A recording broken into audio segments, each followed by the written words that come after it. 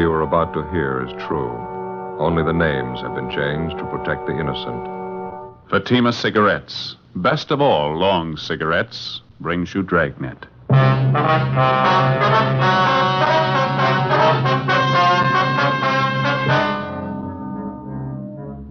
You're a detective sergeant. You're assigned to Juvenile Bureau. Dozens of petty theft cases are reported in one of the residential areas in your city. The victims, neighborhood businessmen. The suspects, teenage high school students. Your job? Stop them. More and more smokers, coast to coast, are saying this about king-size Fatima every day. They're different. Better. They are different. So pleasing. Yes, in Fatima, the difference is quality. You see, Fatima contains the finest domestic and Turkish tobaccos superbly blended. And Fatima is extra mild, with a much different, much better flavor and aroma. Compare Fatima with any other king-size cigarette. You'll find Fatima gives you all the advantages of extra length, plus Fatima quality, which no other king-size cigarette has. Yes, in Fatima, the difference is quality. Next time, buy Fatima. Best of all long cigarettes.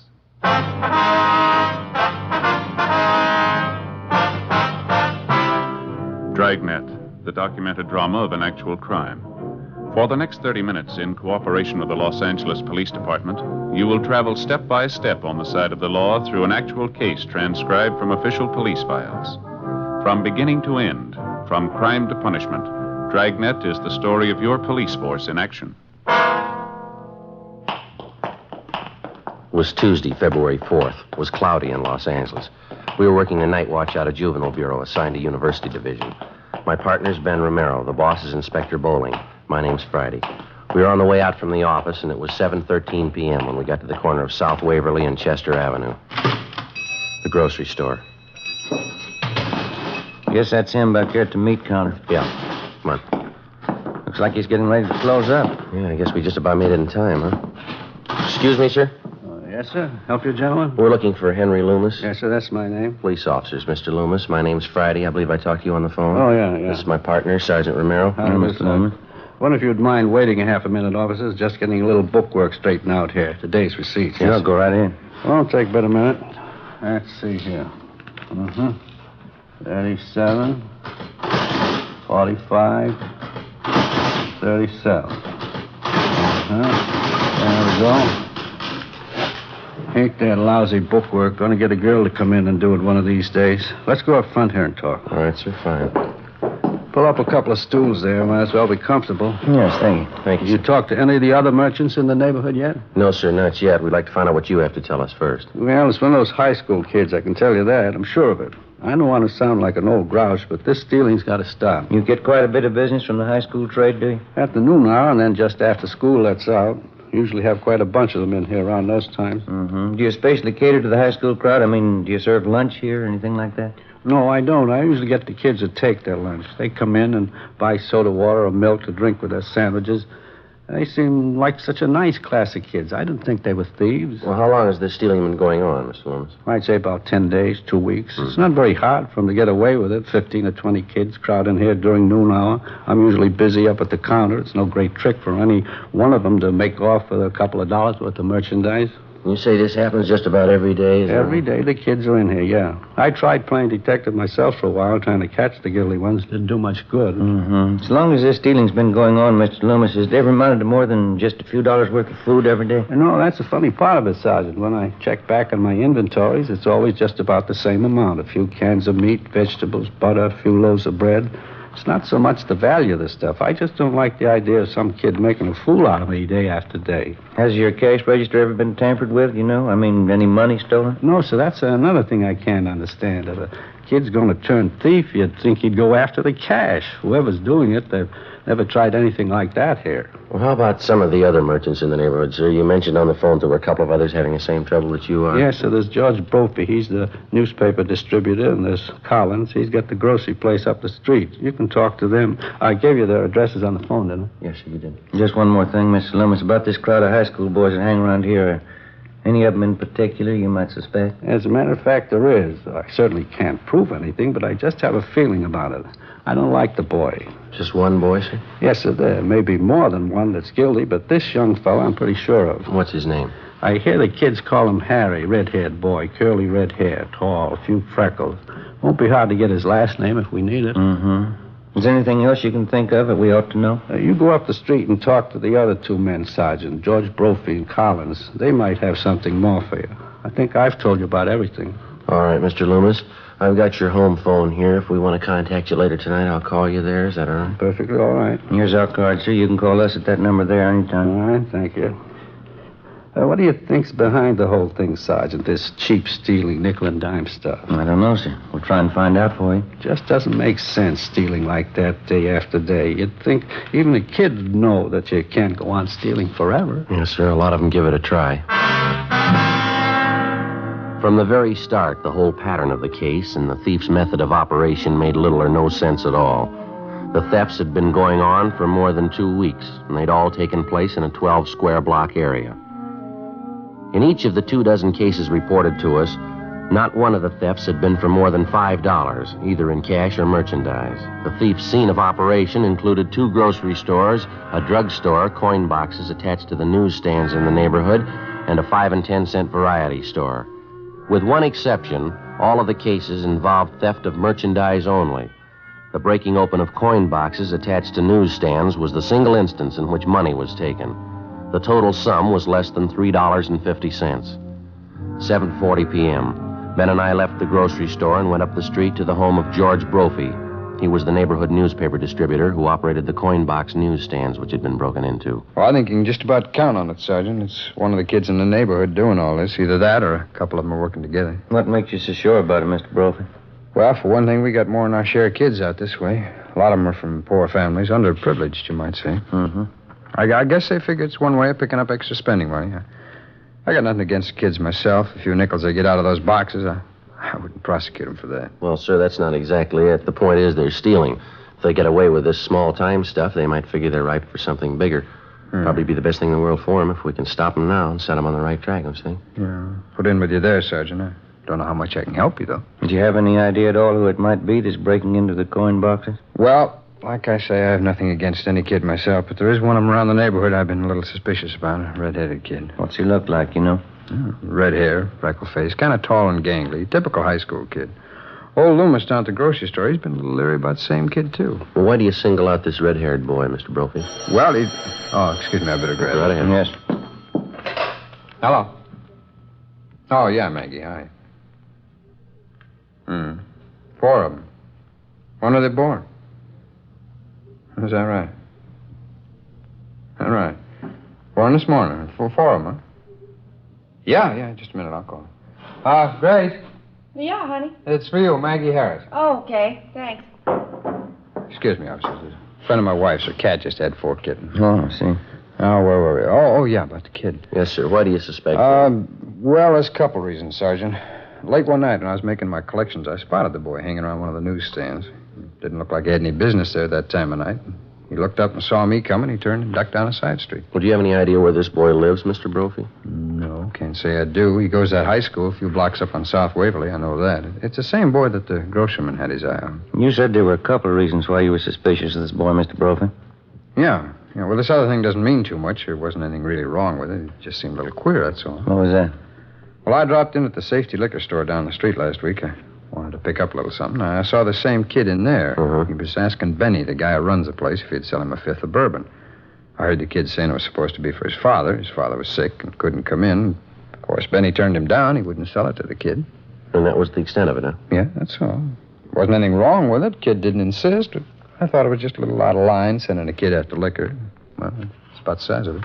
How about some of the other merchants in the neighborhood who have been bothered with these petty thefts? Do you know if any of them are suspicious of this boy? No, I wouldn't know that. Henry Loomis down at the store is about the only one I know of. Well, thanks very much, Mr. Brophy. If anything else comes up, you can get us at the number on this card here. Oh, okay, Sergeant. Fine.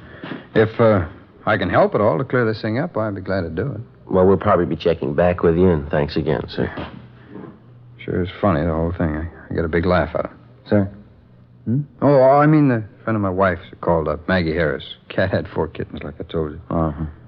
Sure get a big laugh out of that. I kept telling her. She wouldn't believe me. What's that, sir? Well, she thought the cat was a male.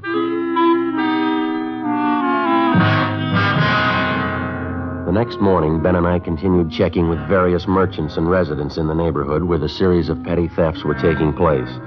We located and questioned one more shopkeeper who was suspicious of the tall, red-haired boy known as Harry.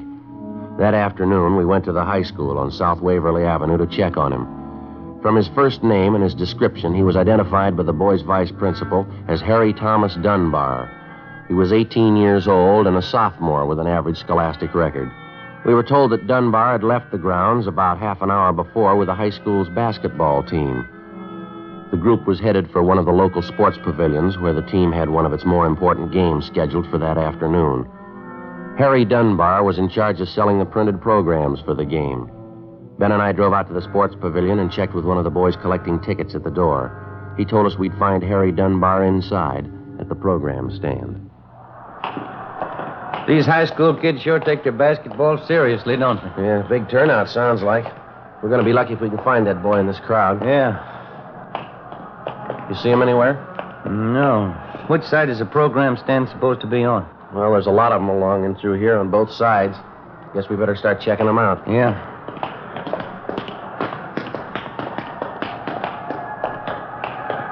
Joe.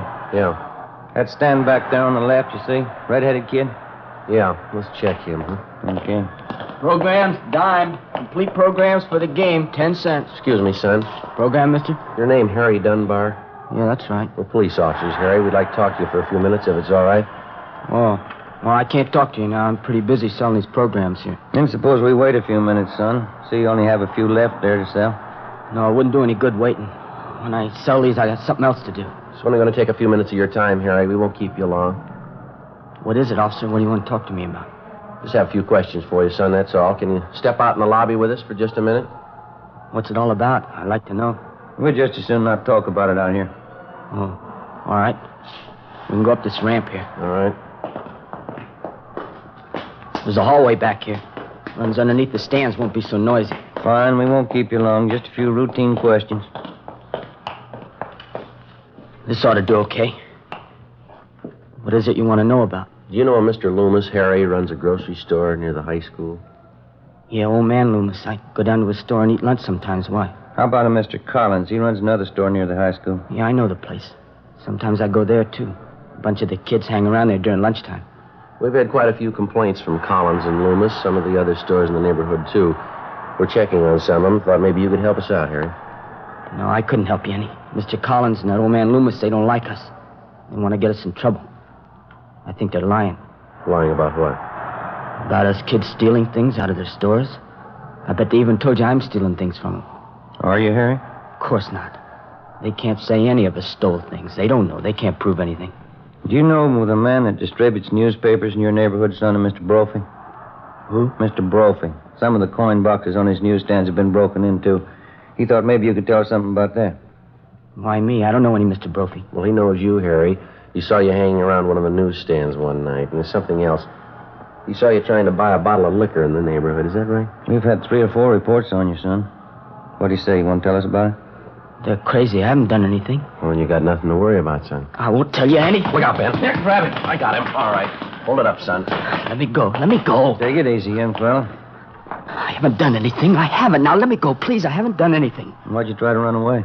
I have to get home. I got to get home right away. All right, son. We'll take you there. No, you can't go with me. I have to go alone. Afraid we're going to have to hold on to you, Harry. Either we take you home or we take you downtown. Which is it? I tried to tell him I couldn't do everything. I tried, but it didn't work out. I can't do everything. What do you mean, son? Take me home. I'll let them tell you.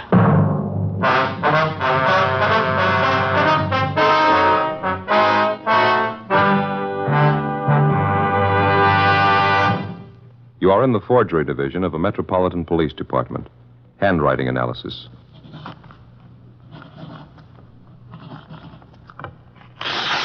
All right.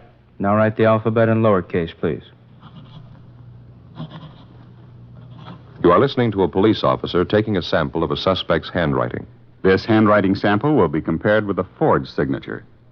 Side by side, two signatures may often look alike, but closer examination will prove a world of difference. You'll find the same is true when you compare Fatima with any other king-size cigarette. Side by side, Fatimas are the same in length and circumference. 85 millimeters long, 1 1/64 inches around. And Fatima filters the smoke exactly the same long distance as any other king-size cigarette. But in Fatima, the difference is quality. Fatima gives you extra mildness, a much different, much better flavor and aroma. Remember, Fatima has all the advantages of extra length, plus Fatima quality, which no other king-size cigarette has. So insist on the best. Next time, buy king-size Fatima.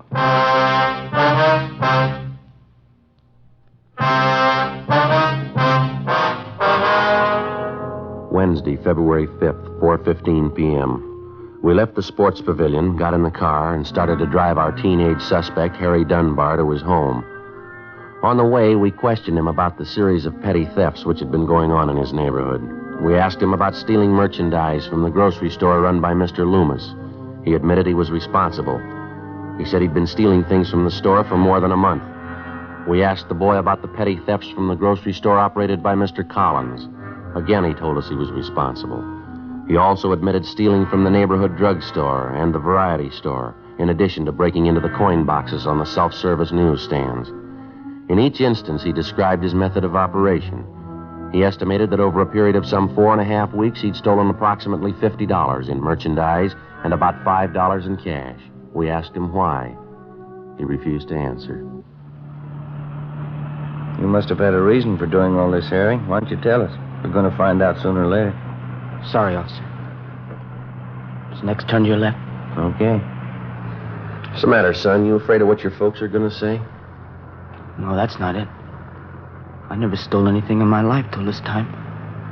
When I started in, I didn't think of it as stealing. Something I had to do, that's all. I couldn't help it. That doesn't make much sense, Harry. What do you mean you couldn't help it? It's the truth. You gotta believe me, there wasn't anything else I could do. Well, what was it then? Was somebody forcing you to steal? No. Can't you just believe me? It's something I had to do. Sergeant, can't you let me off here? I'll walk home the rest of the way. I promise you I'll come in and see you tomorrow, huh? Well, you know we couldn't do that, son. You've already admitted stealing from a half a dozen stores in the neighborhood, breaking into those coin boxes. It's going to have to be straightened out one way or the other. But I can pay him back for what I took. I got a job. I'll pay back every one of them. I believe you, son, but there's still a lot of explaining that's going to have to be done. This is the 1500 block, Harry. Want to point out your house for us? Son? Can't we fix it up some other way? We don't have to go to my house, do we? The sooner you face it, the better. Now, how about it? Keep on going. It's way down the end of the block there. Well, now, which is it, son? There's no houses beyond this. It's just that shack down there. That's my house. Okay, Harry.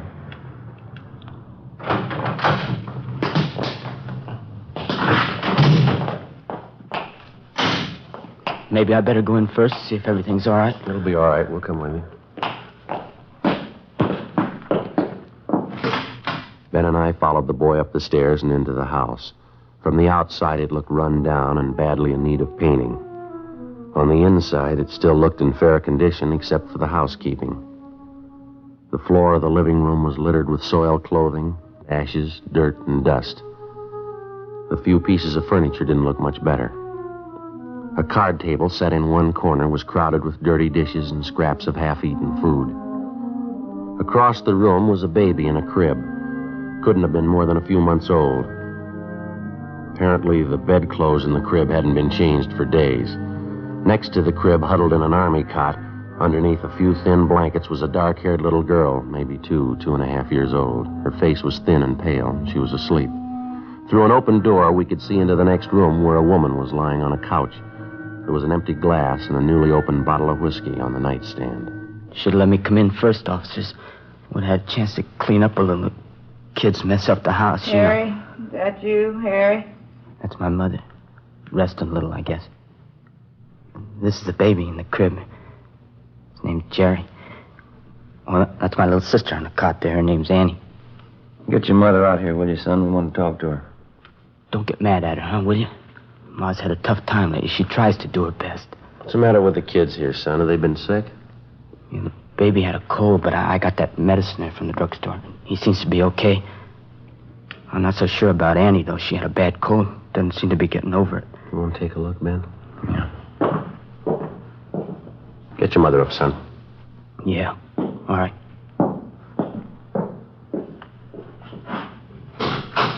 Hey, Ma. Ma, get up, will you? What is it? Who'd you bring home with you? A couple of policemen. They won't talk to you. What'd you bring them in for? Close the door there. I have to fix up a little. My mother will be right out, officer. All right, son. Joe? Yeah.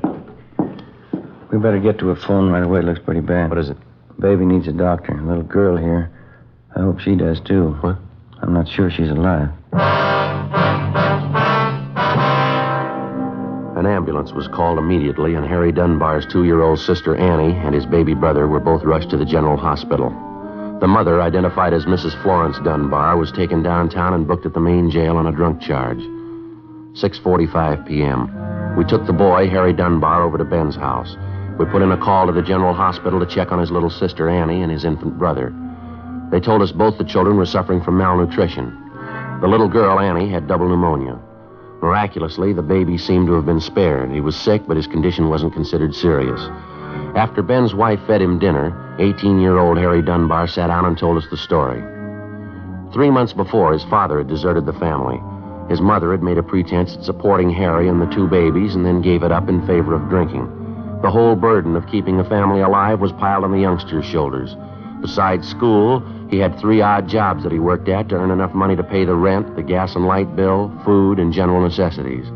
It wasn't enough, so he had to take to stealing.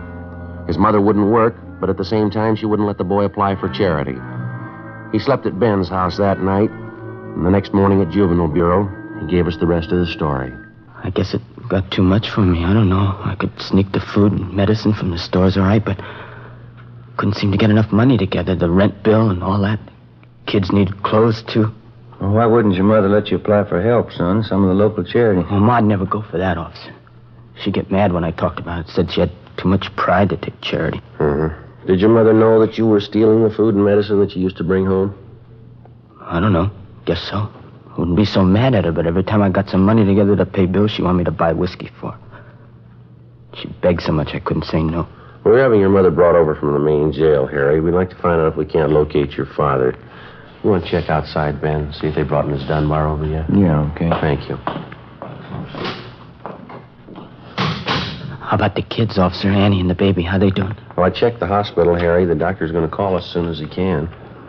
Ma, I should have known better.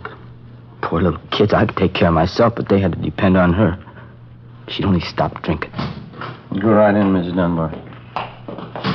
Harry, you all right, son? What have they been doing to you? I'm all right, Ma. No, don't hang on me like that. I was worried about you, Harry, you and the kids. I'm sorry they got sick. I didn't know. It's just bad luck, Harry. We got to stick together, you and me. There's a chair here, Ma. Sit down, huh? Hey, Joe. Yeah? Hospital called. They took the message outside. Here you are. Well, thank you. The hospital, officer? About Annie and the baby? Yeah, that's right, son. About your little sister, Annie.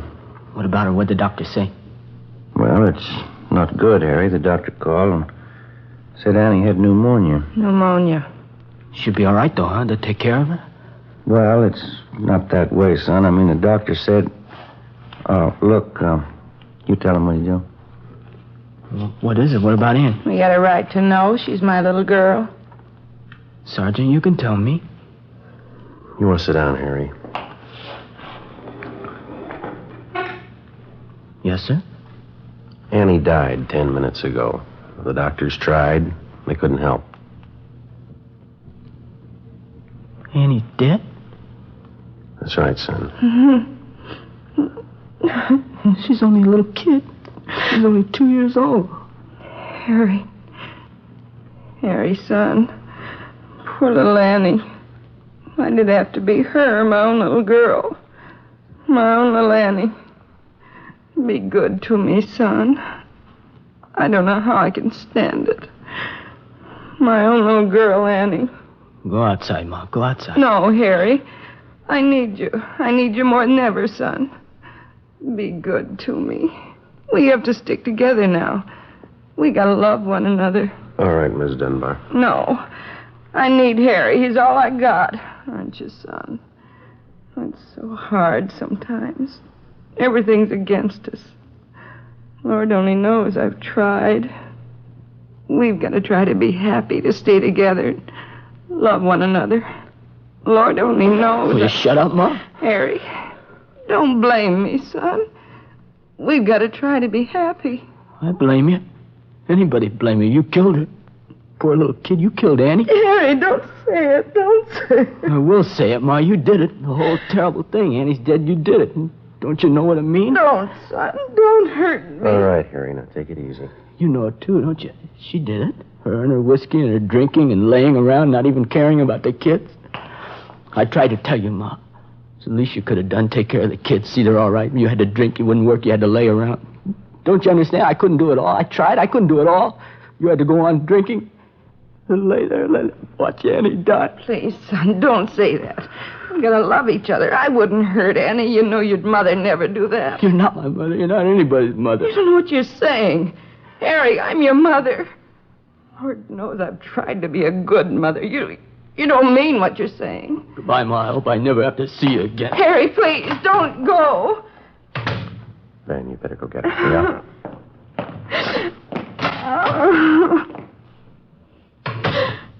He wouldn't believe me, Sergeant. Lord knows I've tried. It's not easy, a husband deserting you the way Charlie did. 3 kids on your hands. What can I do? Yes, ma'am. Harry ought to understand. I tried. Lord knows it's the best anybody can do. Just try and hope for the best. Yes, ma'am. I've only got one question. Yes? How hard did you try?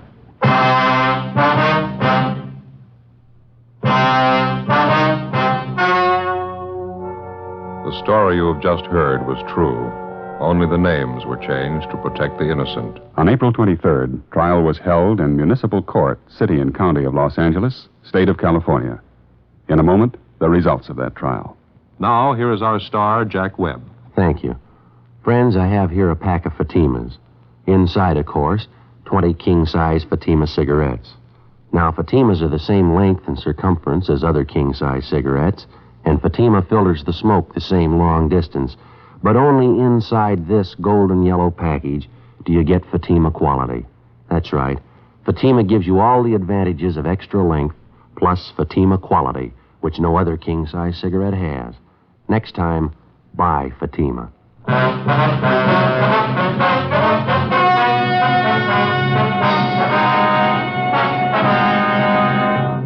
18-year-old Harold Dunbar was filed on in juvenile court. After the hearing, the court directed that the 2 Dunbar children be placed in a foster home. Mrs. Dunbar was permanently deprived of the custody of her children.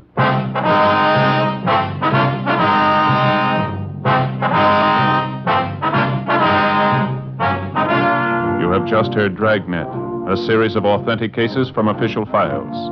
Technical advice comes from the Office of Chief of Police W.H. Parker, Los Angeles Police Department. Fatima Cigarettes, best of all long cigarettes, has brought you Dragnet, transcribed from Los Angeles.